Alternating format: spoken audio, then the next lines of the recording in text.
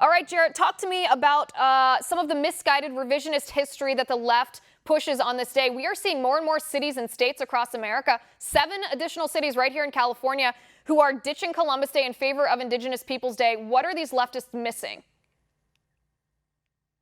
Well, it's actually incredible. We even have in the District of Columbia, the place, of course, named after Christopher Columbus that's being ditched now. The city council held an emergency session to get rid of Columbus Day, which I think is quite incredible and sums up this movement. And I think you summed up a lot of the things quite well. And this idea that Columbus was some kind of genocidal maniac, that he intentionally came because of greed, that he came because he was selfish, he was looking for gold in a new world, and that he was somehow this mass murderer. I think there's even Bay Area schools that just reported that they're holding murder trials for Christopher Columbus, and of course all these absurdities. And I think the record of Columbus, in fact, is very different, especially when you consider the age in which he lived. He was in the 1490s. Conquest of other people was very common.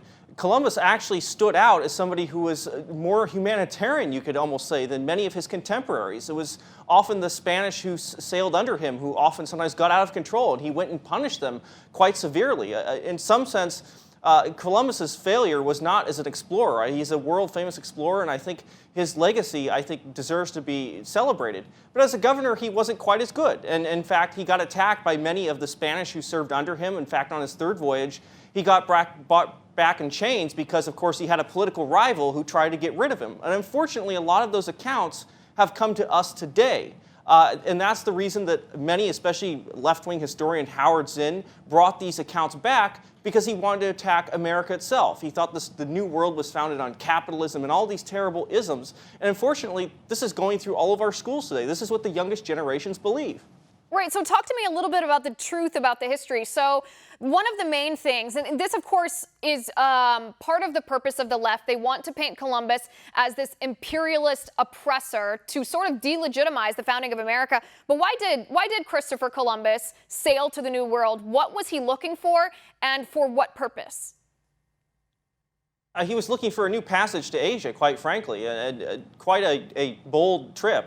Eventually, he got his trip to go to what he thought was Asia at the time, ended up discovering something I think far greater, which was the New World. And the reason that he was doing that was because the Middle East routes at the time had been cut off. The fall of Constantinople had happened 50 years before because of Muslim conquests at the time, and it was simply impossible to get to Asia for many. It was a very difficult trip.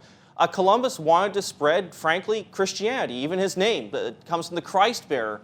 He believed that he was spreading Christianity to new lands. He thought it was Asia. It ended up being the Americas. And of course, he opened up this new world. And frankly, it's the world we have today. The map that we see is there because of Christopher Columbus, who took that incredibly brave and bold journey with 4 ships barely 40 feet long into the dark of the Atlantic in that deadly 2-month voyage. And opened up a new world. And I think that's an incredible achievement that he deserves to be celebrated for, not condemned.